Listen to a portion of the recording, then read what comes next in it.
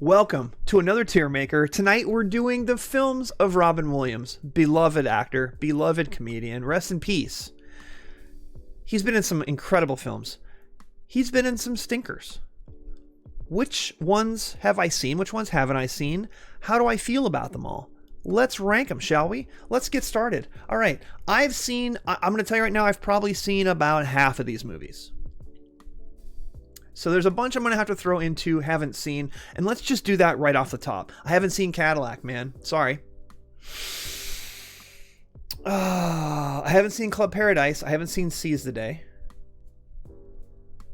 I haven't seen Dead Again. I kind of want to see that movie. I haven't seen it.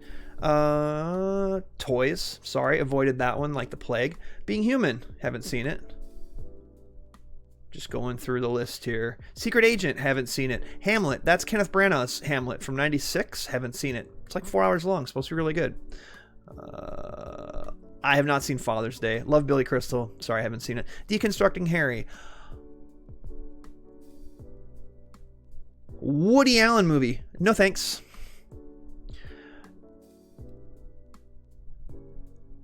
Noel? What is that?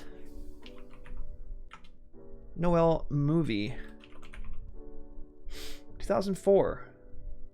Susan Sarandon, Paul Walker, Penelope Cruz, Chaz Palminteri, Alan Arkin. What? Christmas themed drama. Uncredited Robin Williams. I have not seen that. We're going to go ahead and say that's a not seen. Where's Noel? Right there. Bam. He's uncredited in it, so it's just like a cameo anyway. Skelly is in here. Dead Again rules. His role is small but good. Happy Feet S tier. The Night Listener. That looks familiar. So I'm checking all of these because I'm not sure if I've seen them or not. Toni Collette. Psychological thriller. Here, I'll throw this up here as a second tab so y'all can see what I'm looking at.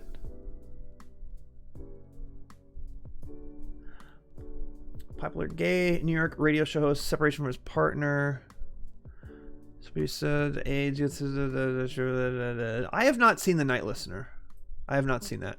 So we'll throw that up into not seen. Man of the Year I've seen. RV I have not. The Big White. Okay. Sounds racist. We're going to put that up in haven't seen. Merry Friggin' Christmas I have not seen. Boulevard.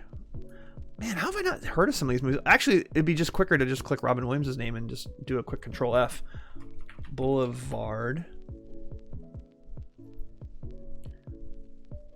Is there a separate thing to click of his film?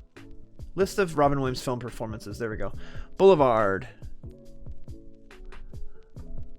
It's never too late to make a U-turn. That sounds familiar. I didn't mean to close it. Damn it. All right, 2014. It's one of his later performances. He's worked at the same bank 26 years. Monotony, joy, this troubled young hustler and his drive to the hospital. I have not seen Boulevard. I've not seen Boulevard. Sorry. Absolutely anything. Haven't seen it. Robin Williams, Come Inside My Mind. Ew. I have seen it. It's a documentary. Robin's Wish, have not seen. Shrink, have not seen. Angriest Man in Brooklyn, I have seen. Face of Love, I have not. Lee Daniels, The Butler, I have not. Didn't even know he was in that. Big Wedding.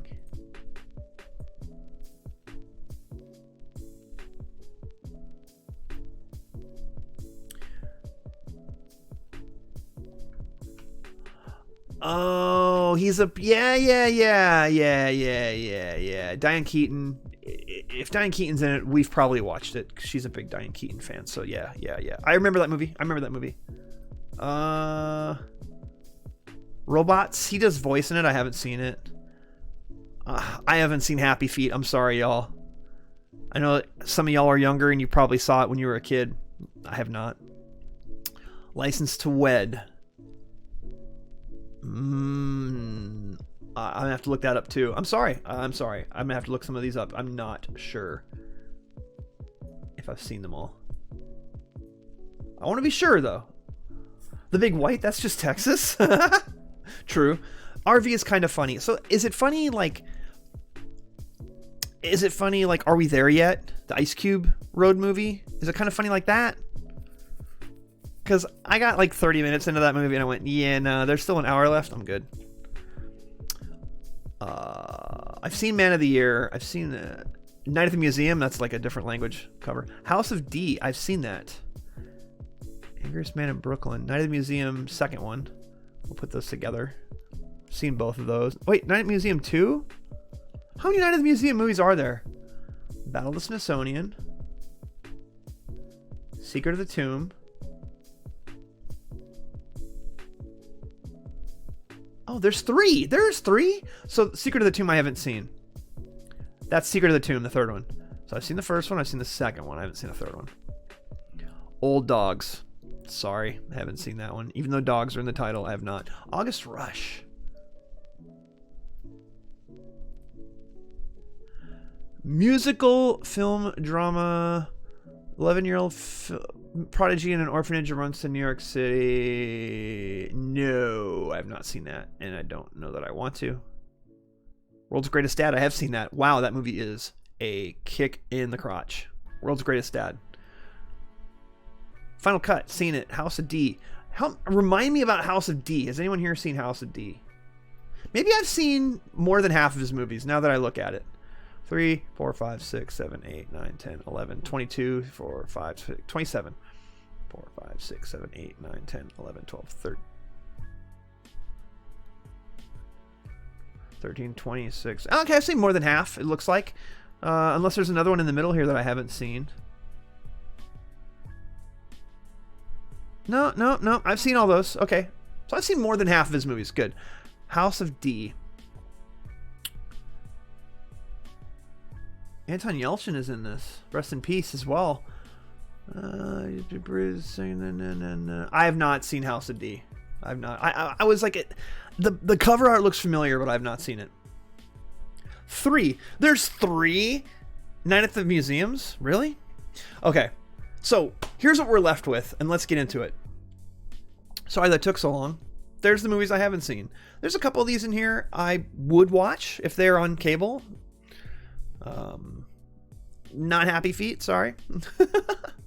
I would watch Cadillac Man. I would give Night Listener a chance. It seems like a different thing for him. 2 thumbs way up, Siskel and Ebert. And yeah, I would watch Hamlet. Kenneth Branagh. I don't know if Being Human is any good. I'm not sure. All right, let's get started. Popeye. So I was a kid when Popeye came out. I saw it in a theater, and it's not a good movie. I mean, I think everybody knows it's not a good movie. The fact that Robert Altman made it is so weird because there's really not much in it that is Robert Altman at all. But it got made somehow, and it's weirdly watchable because it's so weird. And it teeters on camp without being true camp. It's just odd. And it's playing it seriously, kind of. It's such a weird movie. I'm going to put it as a C because, honestly, it's bad, kind of. But it's one of those where you almost have to watch it just to see how bad it is. And then when you're watching it, you're like, well, this actually isn't that bad. Oh, no, wait, it is kind of bad. And you flip-flop between the two. There are some people that will argue it's the worst thing Robert Altman's ever made, and I wouldn't argue against that. But there's a lot of Altman films I haven't seen. It's going to be a low C as we're sussing all of this out. It'll be a low C. World According to Garp. This is a high B for me, and I'll tell you, I haven't seen it recently, and it's one of his earlier films. Such a weird book, and it is a similarly weird movie. That kind of movie probably doesn't get made right now in 2022 unless it is either changed, the script is changed a lot, or it is from some very independent type studio, like an A24 or something. Like, that's who would make that movie now. If you're not familiar with it, go look up the Wikipedia. It's a weird movie. It's a weird choice for him early on in his career, but it was watchable, and it's actually kind of intriguing. The Survivors. Him and Walter Matthau. I don't have a lot to add. It's been a long time since I've seen it. It just was like, it's there. It was kind of funny. It's not, I don't think it's aged well at all, but I couldn't tell you, if it has or not, because I haven't watched it in forever. Moscow on the Hudson, slightly better than Survivors, not much better. This is in the batch of early film career Robin Williams, where you're like, the script isn't really good, but he helps elevate it a little bit. And these would probably be D's if they had other actors in them, but Robin Williams is just so likable and so watchable. You go for it. Like Best of Times. This is not that great of a script, but it's kind of a fun movie. And Kurt Russell and him trying to relive this football game that they played in high school. There's a little more going on in the movie than you would expect. That, to me, is kind of a high B, actually. And if you haven't seen The Best of Times, I do highly recommend it. Early 80s, so some of the stuff in it hasn't aged all that well, but it's actually pretty funny. Good Morning Vietnam. So this is an A. I don't think it's as great as some people say, but I also think it has aged well for a reason. And this was a breakout role for him. This movie pretty much launched him as a film actor, even though he'd done a few of these other films before. This is the one where people started actually taking him seriously as an actor, and for good reason. His performance in it's very good. I nominated for an Oscar. Baron Munchausen. All right, The Adventures of Baron Munchausen. I love Terry Gilliam. There's a couple of Terry Gilliams in here, and I'll tell you right now, we'll do both of them. I love Terry Gilliam. I'm a bit of a Terry Gilliam apologist. But Baron Munchausen is a D, and Fisher King is also a D. And I know I'm going to die on this hill. I'm sorry. As a Terry Gilliam fan, these are two of his films that I connected with the least. Baron Munchausen was a neat experiment that didn't really work, and Robin Williams isn't really in it much. Fisher King is all Jeff Bridges and Robin Williams. It thinks it has something to say, and it doesn't. I'm sorry, it doesn't really have much to say. Not anything that I really cared about. So there are people who defend the Fisher King. I had a friend in college who, that was like one of his favorite movies of all time, and I'm like, I don't get it, dude. And I like Terry Gilliam. Brazil is a fucking masterpiece. The Fisher King, D tier. Sorry. Good Morning Vietnam. Skelly says solid A. I take it you're talking about Vietnam? Yes. Good Morning Vietnam. Solid A. Solid A. If someone wants to make an argument as to why Fisher King deserves to be higher than a D, I'll listen to it. I probably won't change my review, though. I'll be honest. I tried to rewatch that film about 5 years ago, and it just doesn't work for me. Dead Poets Society. It's a high B. I definitely have to put it above Best of Times and Garp.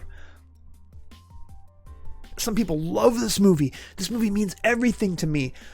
Congratulations. I'm happy for you. If I had feet, they would be happy.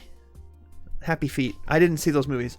I have feet, by the way. They're right here. And I'm not showing my feet on stream.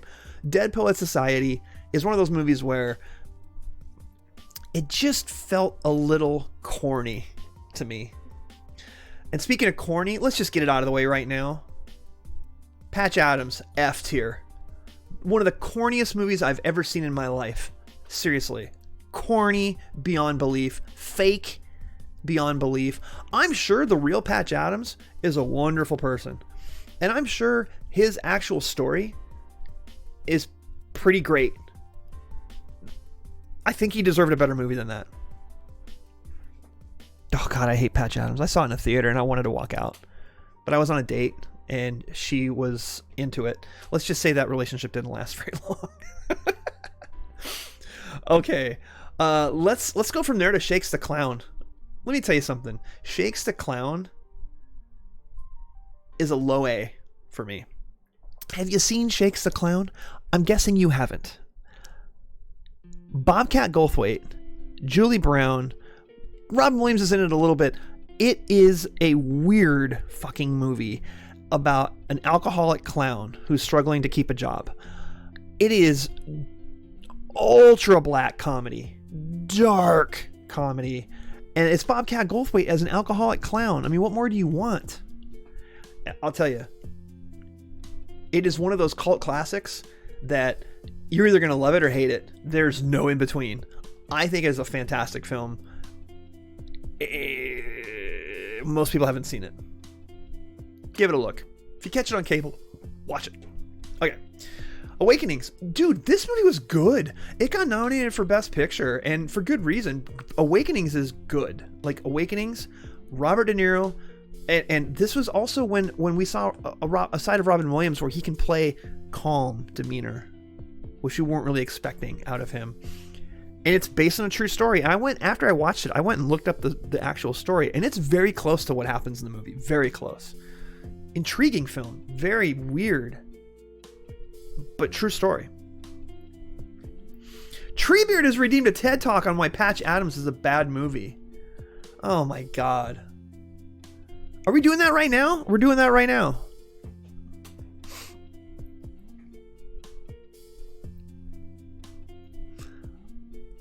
Let me pull something up real quick. Patch Adams, 1998. Directed by Tom Shadyac. I wanted to yak in the theater when I watched this movie. Tom Shadyac basically has made a couple of fun movies and some of the worst movies ever made, right? Ace Ventura, Pet Detective, was his major film that he started with. Frankenstein, The College Years, a TV movie, was his actual directorial debut. But he made Ace Ventura, Pet Detective, and somehow that film was a hit. And I love that movie, even though it's incredibly stupid. I love that movie. Then he made The Nutty Professor, which became this massive hit. I hate The Nutty Professor. I'm sorry. We want to litigate Eddie Murphy movies. I hate The Nutty Professor and all his fat suit bullshit. You could tell, here I am litigating Eddie Murphy, but I'm telling you about the director and his sense of timing. It's hit you over the head. It worked for Ace Ventura. To me, it didn't work for Nutty Professor because it's so base level humor and lowest common denominator. It's just fat jokes for an hour and a half. And it was a hit. And I was so mad that movie was a hit. And then he made Liar Liar. Hey, Liar Liar was a pretty fun movie. Again, you need Jim Carrey to carry you. And he did. Because then he made Patch Adams, which was horrible. It's corny. It's sappy. It's fake. It's saccharine. It's Tab. It's the Tab soft drink in a theatrical form. Terrible. Have you seen it, Treebeard? Have you seen it? Tell me, please. Then he made Dragonfly. Then he made Bruce Almighty. Why is that movie so good? Jim Carrey's in it. Who has his 3 best films that this guy's made are all good because of Jim Carrey. Then he made Evan Almighty. Horrible movie. Horrible. It's bad. It's one of Steve Carell's worst movies. Then he made a movie called I Am, which is a documentary. And then he made a movie in 2018 called Brian Banks, which is a football movie, which I have not seen. I've heard it was okay, but it basically just came out to nothing. Like, it didn't get any real buzz or anything like that. The guy can't direct his way out of a wet paper bag unless he has someone like Jim Carrey to help him. There's your TED Talk. Sorry. The message of Patch Adams is good. It's solid. It needed a better director. And Robin Williams couldn't save that movie for me. Oh no, Treebeard saw it 3 times in theaters. You loved it as a kid, so this is wonderful to me. Wonderful that I'm so hating on it. See, I was 22 when I saw it in a theater, and I was not having it at all. Skelly's with me. I'm with you. Patch Adams sucks. I'm not here to shit on your childhood. I'm not.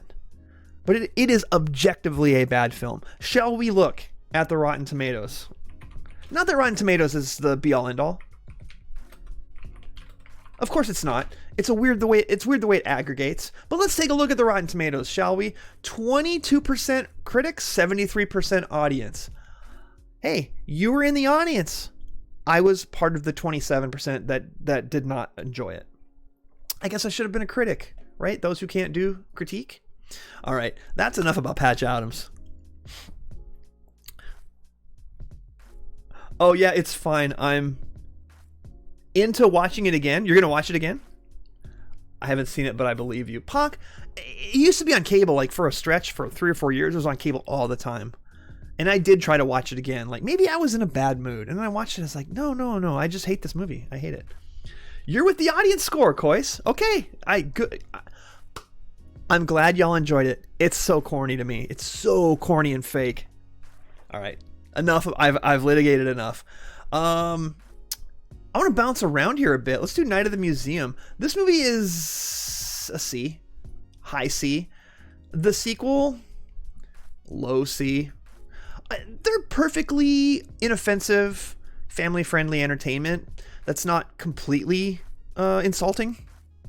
They're fun, you know. All the characters that play the different, the actors that play the different characters that are in the museum and stuff. It's fun. It's perfectly fun. I didn't need a sequel, but it wasn't horrible. I have not seen the third one. Hook. This is a Spielberg movie for some reason, and I'll be honest, it's Dustin Hoffman is Captain Hook, and Peter Pan is... Has anyone watched this recently? Because I watched it like 5 or 6 years ago. The film has its defenders. I'm not saying it's horrible. I just was watching it and kind of shaking my head. Had I watched it when it first came out, maybe my reaction would be a little bit different. I hadn't seen it until about 5 years ago. Not really a fan. I'm not. Aladdin. Look, a lot of people grew up on this movie. I was already kind of out of Disney movies at the time, but when Robin Williams passed away, I went back and watched a couple of his movies that I hadn't seen, and one of them was his iconic performance in Aladdin. And yeah, no, it's got to be an A. It's got to be. Like, as a Disney movie, it's one of the better ones. As just an overall, his performance, completely manic, makes the entire film. You cannot imagine that film without him. He's bigger than the movie itself. As a guy who doesn't really get into Disney movies, the old animated classic Disney movies, I can appreciate some of them. Aladdin was great, and I should have watched it when I was younger. Rufio. Mrs. Doubtfire. I will say, the first time I saw this movie, I did not like it. And then I watched it again when I was older, and it's a stupid movie. Like, just talk to your ex-wife. Just talk to her. Just talk to her. Instead, you're going to go through all these hoops and do all this and that. But it's a setup for a movie. It's a low B. Okay, we'll put it here. I like Best of Times better than Mrs. Doubtfire, personally. But that's an unpopular opinion. I know most people are would rate Mrs. Doubtfire probably up here in the A's or in the B's. It's a B. I think that's fair. Had I only watched it the one time when it first came out, I probably would have it as a low C. But it's a pretty good movie. Stupid premise, but pretty good movie. He carries Aladdin. Saw Hook in the theater, almost walked out. Way too long. It is so long. Why? 9 months. This is Hugh Grant when he was still doing that cute thing, and yeah, cheeky romantic comedy. Robin Williams is the doctor. He's not in it all that much, but whatever. To Wong Fu. Thanks for everything, Julie Newmar. Who is he even in that movie? Because I'll be honest, I saw that in a theater. Uncredited cameo. So it's kind of cheeseball to put this in here, but it's an uncredited cameo. As an overall movie, I kind of like it. The fact that a mainstream studio made a film about 3 drag queens, even if they're those 3, it was a little odd, but it was a bit of a career, I don't say risk, but it was an unexpected move for all 3 of the people in this movie. And I'll be honest, it's not bad. And it's also kind of a bit of a cult classic, camp classic. It's a low C for me. I'll tell you, I didn't even know anything about drag at all when I saw this. Like, I grew up small town, white as snow, white as the snow can possibly get, and didn't know much about, gay people, drag culture, any of that. Had no clue. So watching that movie was a bit of a head scratcher for me. And then I saw it again some years later and enjoyed it more for the camp factor. Jumanji. You're a B. Somewhere in a B's up here. We'll put it right there for now. As a family-friendly movie, it's pretty fun. And I will say the newer versions of Jumanji with The Rock and all them in it, and Kevin Hart and all them. They're fun. They're fun. Jack Black. Yeah, they're fun. Those are fun. They're fun. They're well done. Not quite the same, but still fun. The Birdcage. So I've not seen the original La Cosa Fall. I've not seen it, but I've seen this remake. I saw it in the theater. I used to go to the theater a lot. Birdcage. I'm sure the original is better, but I like this movie a lot. I think it's a lot of fun. Again, in the same time frame as Tuong Fu, where I was like, gay people are a thing? Like, I was totally... I wasn't that dumb, but close. And the message of the film was pretty cool.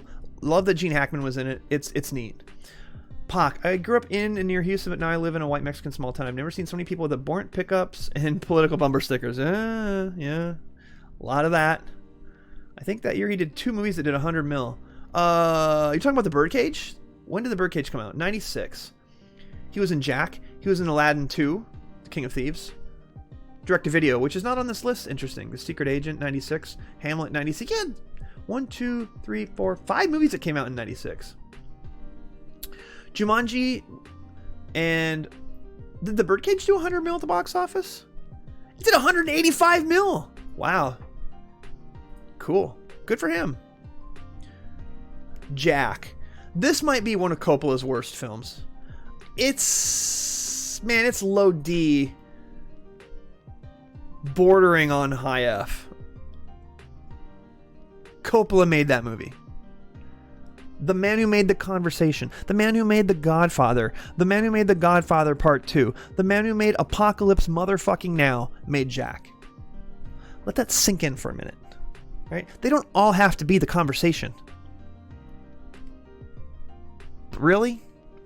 I mean, if you're Robin Williams, they're like, hey, would you like to make a kids movie with Francis Ford Coppola? Hello? Yes. I don't even need to see the script. I'll just sign on. Womp womp.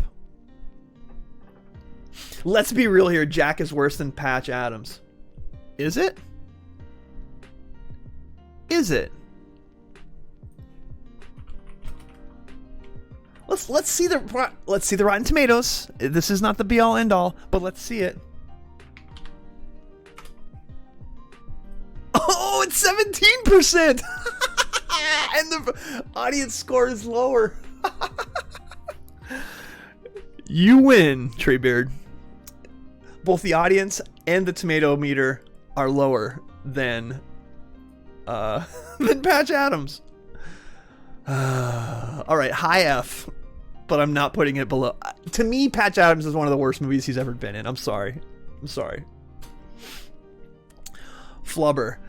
Did we need this movie? No. Is it watchable and kind of funny? And if I was a kid, I would have enjoyed it. But I worked in a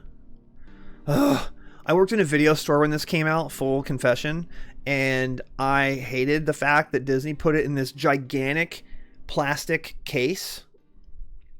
They were doing that with their animated movies, and they didn't really fit in the movie racks. I had to like shove them in at an angle and then twist them to get them up. Flubber? The live action movie was one of the first live actions that they did in this big ass tall plastic case. Let me Google this. Flubber VHS, so you know I'm not crazy. Images. You see this? Do you see this? This tall ass plastic case. Do you see this shit right here? They didn't really fit in the video racks. You know how fucking annoying that was? F tier. I'm just kidding. Low C. Had I been a kid when that came out, I probably would have really loved it. And the CG in it was kind of ahead of its time. Low C. I'm being nice, all right? Y'all are still mad at me about Patch Adams. I'll give you a low C on Flubber. I owned it. I know. Treebeard. That's gigantic. There was no reason to do that in the live action. If you want to do something different to make it stand out on the shelves, for the animated films, I get it. It's just it's a live action movie. Don't do that to me. The racks were made a specific way. All right, Good Will Hunting. Don't. Come on. You know who you're talking to here, right? Let me tell you a quick story. I was in college.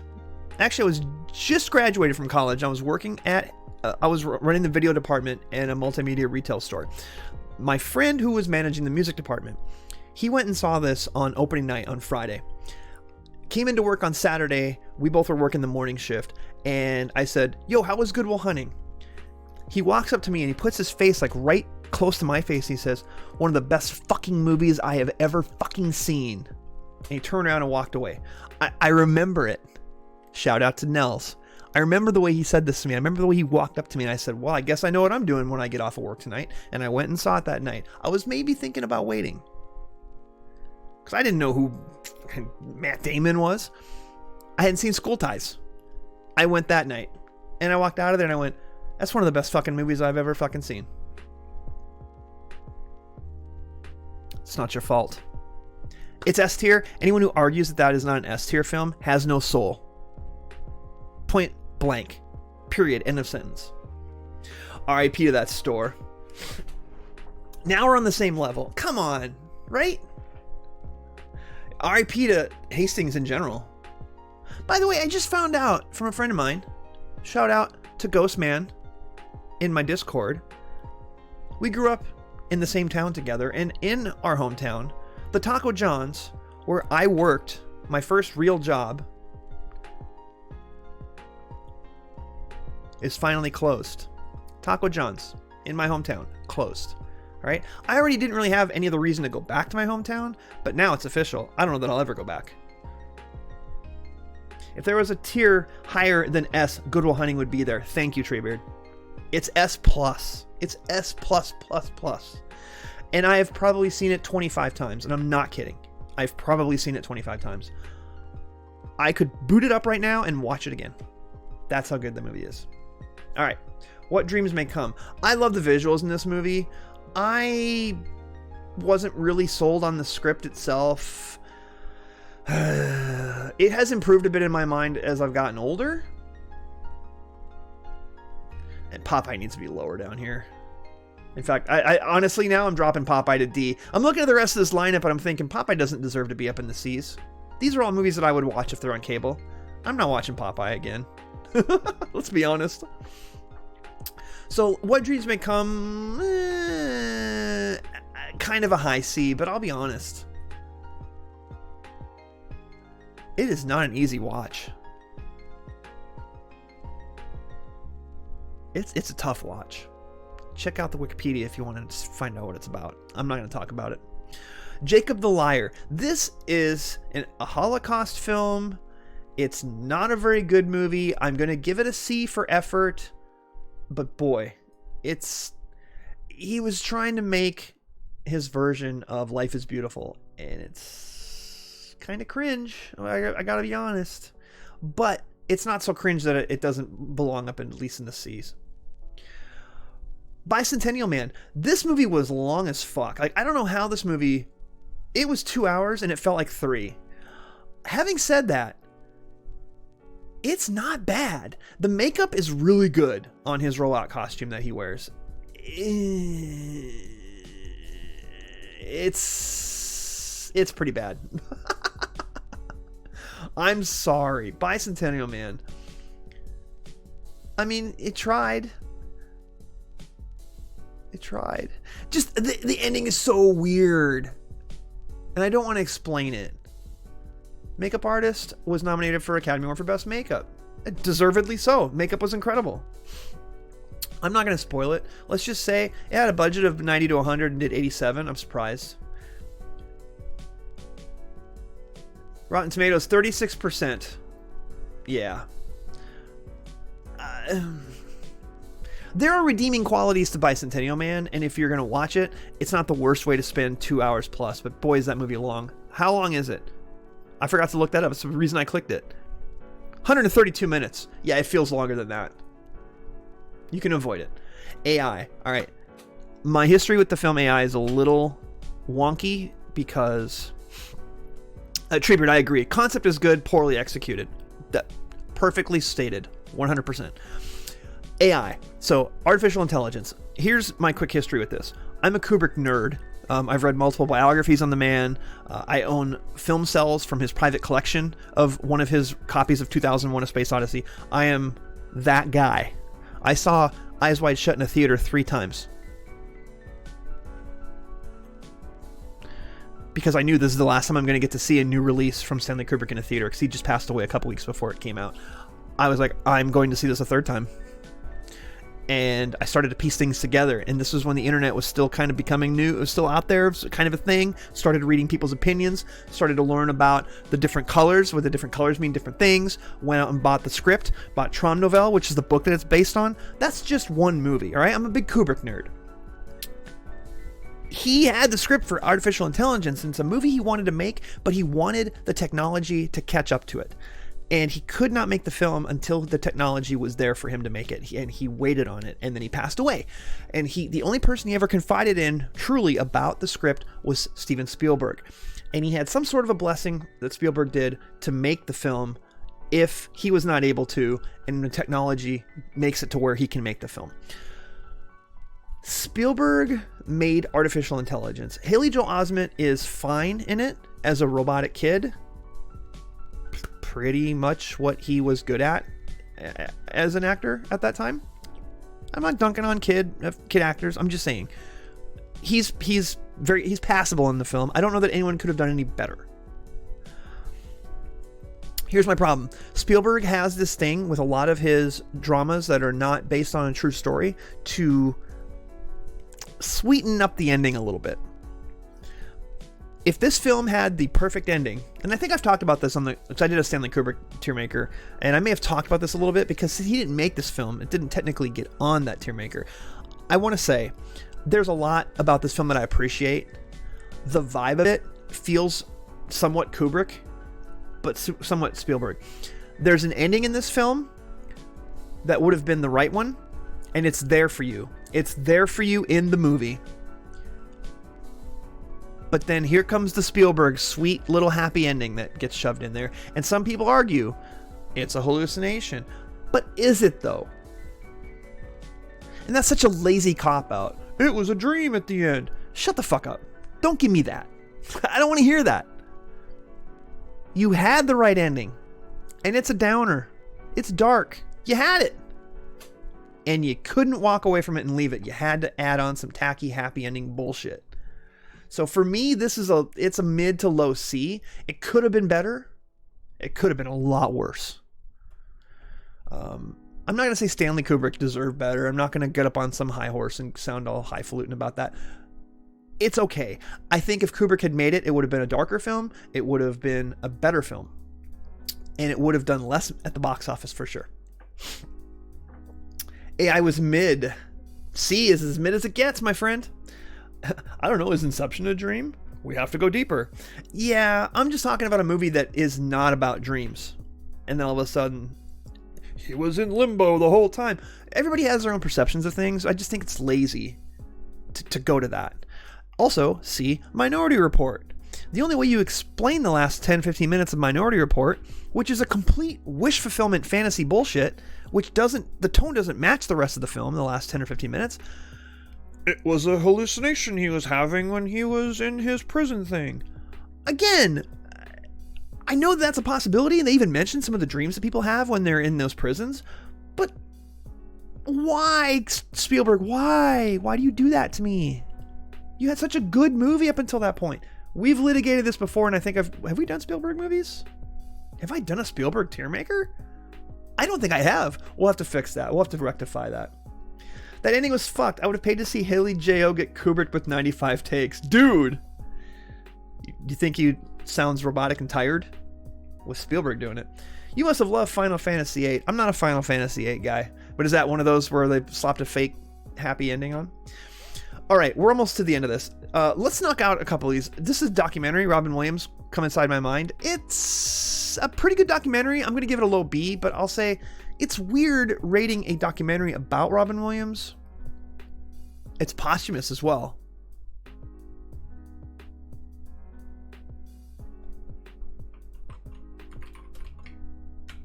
It's not even listed as a, because it's not a performance.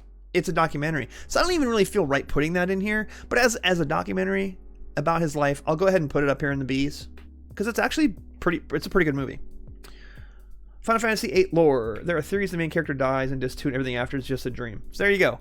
You know, it's been done to death. And you've got to leave some breadcrumbs if that's a possibility. So AI, I don't buy it at all. There's no breadcrumbs. There is one breadcrumb in Minority Report, but I still feel like it's a cheesy cop-out. All right, Death to Smoochie. This movie is terrible. Like, this is a Danny DeVito film. It's so bad, but it's almost kind of car wreck fun to watch bad. It's a D. It's a low D. But I'll be honest, it's not the complete failure that I think some people think it is. It's just, the whole time you're watching it, you're like, how did this get made? The talent in it, the director. I love Edward Norton. I love Robin Williams. I love Danny DeVito. Danny DeVito's made some great movies, by the way. Very funny director. Death to Smoochie. You want to see a Rotten Tomatoes. You want to see a Rotten Tomatoes.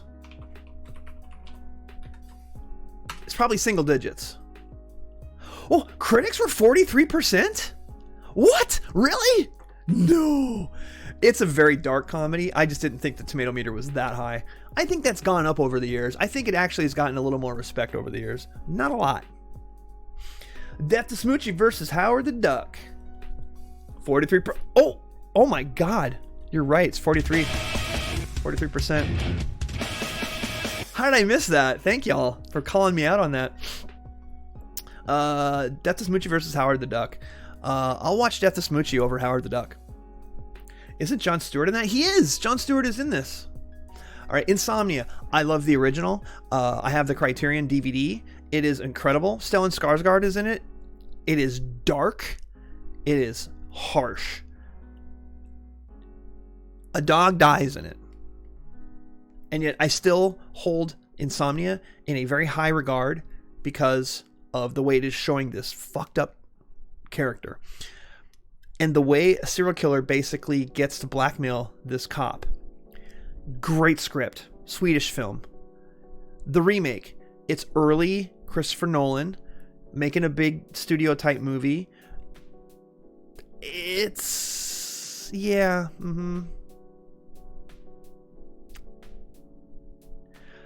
Listen, if you've seen this and you like it and you haven't seen the original, I understand, and I would, if you want to put it as a C or a B, fine. I've litigated this already on the Christopher Nolan Tiermaker. I won't go into a lot of detail. I will just say the original is such a far superior film, visually, performance-wise, everything.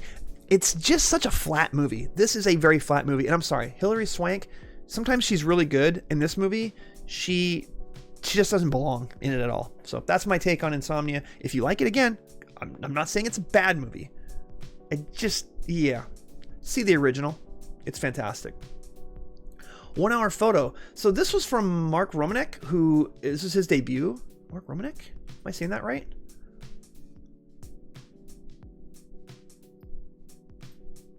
Mark Romanek. I got it. So this was his first film. He had made a bunch of Nine Inch Nails videos and stuff before it. This movie is weird, and it's pretty freaking cool. And if you haven't seen 1 Hour Photo, give it a look. Robin Williams. Yeah. Dark movie. Weird movie. Check it if you haven't seen it. Final Cut. This, I almost would put in a double feature with 1 Hour Photo. It's a little bit less, but it's a low B.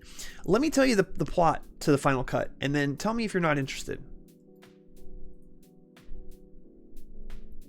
It takes place in a setting where memory implants make it possible to record entire lives. Williams plays a professional who specializes in editing the memories of unsavory people into uncritical memorials that are played at funerals. But then there's someone with footage, and it ends up turning into a thriller, and Mira Sorvino's in it. It's a pretty good movie, actually. The Final Cut, check it out. Low budget, and it's surprising that he's in it, but he's pretty good in it, and it's a pretty good movie. But if you're going to choose between that and 1 Hour Photo, watch 1 Hour Photo first. Man of the Year. Not very funny at all. Sorry. Nice try. License to Wed. It's slightly worse than 9 Months. Neither one of them are any good. World's Greatest Dad. Oh my God. This is another one that was directed by Bobcat Goldthwait. World's Greatest Dad. incredibly dark. Dude, if you have not seen World's Greatest Dad and you like dark movies, holy shit, this movie is dark. World's Greatest Dad. It's darker than 1 Hour Photo. And I'll tell you what, I would watch 1 Hour Photo again. This movie is actually hard to watch, but I have to put it up here somewhere. I'm going to put it a little bit a little bit behind Final Cut. It's a dark movie, dude. If you haven't seen World's Greatest Dad and you want to see dark, it's later in his career, and his performance is so sad in it. I'm telling you. Really good movie. Hard to watch. Have you really not seen Happy Feet? No. No, you're younger than me, dude. And I don't have kids, so I didn't have to watch that shit. I'm glad you enjoyed it. The last two, Angriest Man in Brooklyn. Interesting movie. C-. Worth watching once. Catch it on cable. The premise for this as well. Late for him, right? World's Greatest Dad. Angriest Man in Brooklyn. Angry, bitter man whose doctor says he has a brain aneurysm and has 90 minutes to live. As the patient races around the city trying to right his wrongs, the doctor attempts to find him and take him to a hospital. It's a kind of a good movie. This is the last movie to be released in his lifetime. So, it's kind of good, kind of worth watching once. Once was enough. But I'm going to put it towards the bottom of C's. Happy Feet had a better plot and concept than 50% of the movies on this list. Okay. Can't argue that. The Big Wedding. This is a fun ensemble movie. It's a mid C. Like it's in here. I need to put Jacob the Liar further down here, honestly. Angriest Man in Brooklyn's better than Jacob the Liar. Below AI. Survivors is actually kind of funny. Well, yeah, that's fair. Big Wedding. It's all right. It's an ensemble movie. You watch it for De Niro and Keaton. It's a great cast, by the way. Can we just say The Big Wedding? What a cast. De Niro, Katherine Heigl, Diane Keaton, Amanda Seyfried, Topher Grace, Susan Sarandon, Robin Williams. Like, look at this cast. There's some. It's a fun watch. It's a fun watch. One time's enough, right? So C. It's good. All right, that was my Tiermaker of Robin Williams films. Obviously, there's a bunch I haven't seen. But on this list of ones I haven't seen, there's only one or two that I would actually want to run out and see. Apparently, I need to see Happy Feet.